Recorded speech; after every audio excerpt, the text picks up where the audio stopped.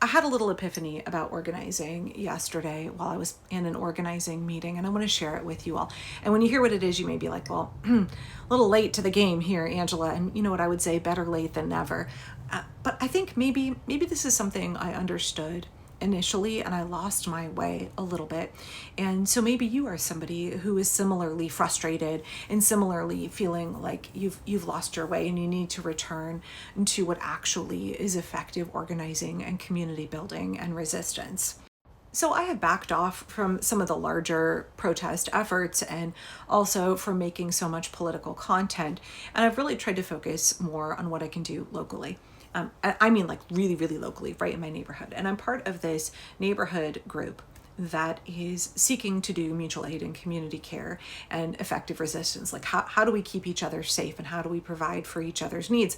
And our goal is not just, like rapid response or making sure that people get fed. It's also thinking, I think, more long-term. We live in the Cascadia subduction zone.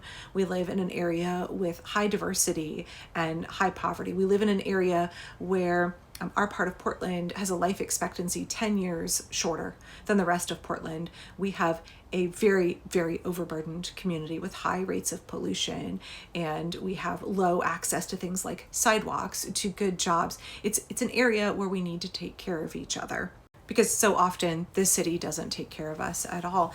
And so we were having this conversation about what our goals are and the ways in which we're struggling to meet those goals. And for the last several weeks, I've been thinking about this group that I care about a lot and how early on when we started meeting, there were just like so many more people than there are now. And I know people are burned out. I know a lot of people came to this group because they thought that we were going to see basically what was happening in Minneapolis with Metro Surge come and happen in Portland. And so we got to get organized really quickly to defend our neighbors from this onslaught of, unhinged, violent federal agents. And it didn't turn out that way. And so we saw the group kind of morph and shape and the goals change and people had their own ideas of what they thought would be helpful. People saw needs in the neighborhood that they wanted to address. And as I was watching all of this unfold and trying to figure out, like, where do I plug in? How do I best use my resources to help? I felt like I kept seeing one pattern reoccurring over and over again. And that's that we had tremendous ambition and really lofty, good goals of what we wanted to do, but our capacity wasn't matching those goals. Oop, and my timer is going off telling me I need to get ready to go on live. So we're just gonna finish up here really quickly. So, the meeting yesterday was such a good group of folks with such good ideas. And I saw all of the ways that we had tried things previously and folks' capacity, energy, ability to sustain that level of work on a volunteer basis, right? Requiring time and funds and energy. It just wasn't sustainable at the scale to match the need. And I think that this is happening all over the United States. I think this is very, very common in organizing, where your desire to care does not match the resources available, people power resources, time, right? Life hours resources or financial resources. And so you get really ambitious because you're like, I want to do so much good. I want to fill all of these needs. I want to help. I want to revolutionize our neighborhood. I want to increase the quality of life for my neighbors. And like, I want to do good. But then when you go to implement it, people burn out very quickly, or you find that you can't accomplish the goals that you've set out for yourself. And so, I gently broached in the meeting yesterday, I think maybe we have all of these good plans, but maybe it would be more effective for us to scale back. And in my brain, I was thinking of that permaculture principle, slow, small solutions. One of my favorites, you guys, that if we scale back what it is that we're trying to accomplish, and we set forward for ourselves really attainable goals, like just one project. Maybe we don't want to do a massive food distribution system for everybody struggling with food insecurity in our neighborhood because we haven't built out the framework for accessing, like food banks in Oregon are seeing like 40 to 60% decrease in donations. We're seeing people who are really, really struggling, but we're also seeing people work more, so they don't have as much time to garden. They don't have as much time to volunteer with the food bank. They don't have as much time to share their resources that they do have. So there's a real need, but we don't necessarily have a production and distribution system. We don't have a group of volunteers that can meet that need. Well, how do we build out capacity? If what we want to do is have community interdependence, if what we want to do is have mutual aid where we all take care of each other, we all keep each other safe, then how do we build that out successfully? We start with a small project and we start to develop connections and build community. So many of the projects, ideas, programs that we were talking about creating, like, how do we connect gardeners with people who have land that can be cultivated?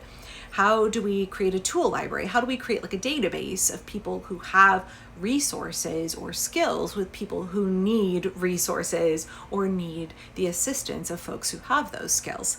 I was thinking about our old church from way back in the day in St. Louis, New City Fellowship, shout out to New City and University City, who was really good at doing this, connecting people who had skills and resources with folks in the community who had real needs, right? How do you connect volunteers who are willing to do yard work, mow lawns, rake leaves with elderly residents who cannot afford to hire landscaping? If you have somebody who knows how to hook up a water heater when an elderly resident in the neighborhood needs a new water heater but cannot afford a handyman, how do you connect those folks, right? And we were wanting to do similarly here in Parkrose.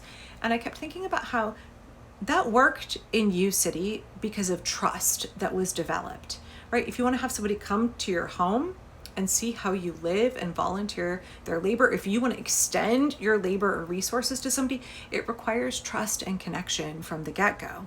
So when you build up trust and you build up solidarity, you expand capacity. So starting with that slow, small solutions, we're really, really eager to do all of these huge things, but we haven't built out the infrastructure and capacity. We haven't developed the trust and connection. And we need to slow way, way down, and we need to start much, much smaller. So the thing that we came up with was like, why don't we just pump the brakes on a number of these really good projects and decide just to do a community potluck? What if we just help people reconnect? What if we start to build those friendships and relationships? And so much else will grow out of that. It seems like such a small lift, such a small ask, but gosh, I don't know about anybody else. I have really good relationships with a number of my neighbors, but there's a lot of people that I don't know. People keep to themselves. It's really hard for people to trust their neighbors. You don't know your neighbor's political ideology.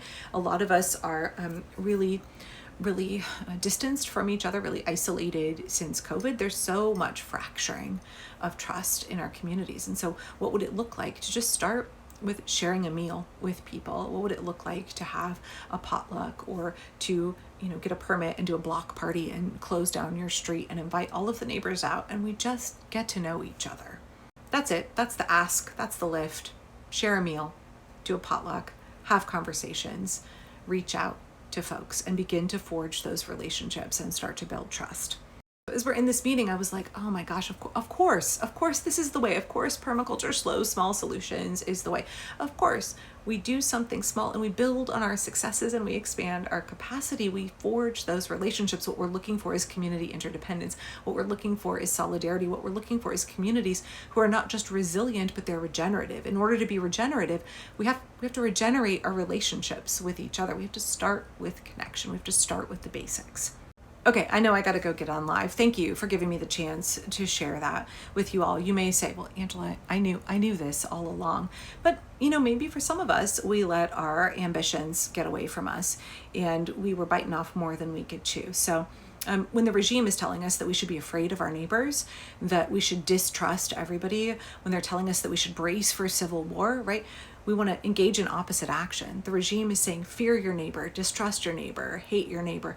And we have to start with these small, successful acts of choosing to extend trust, choosing to reach out, choosing to extend kindness and compassion. A desire to do the opposite of what the regime wants is putting us on the right path. And then making sure that we're taking on tasks, we're taking on projects that will actually produce results for us, that we can feel successful by doing something that moves our whole neighborhood in the right direction. And then just keep it going. Y'all keep it going, keep growing and expanding. And that's how we get to where we need to be. That's how we use slow, small solutions to build a better world, to build a better America, to fix this mess that we're in right now. So my awkward introverted self will be getting outside my comfort zone and going to the potluck.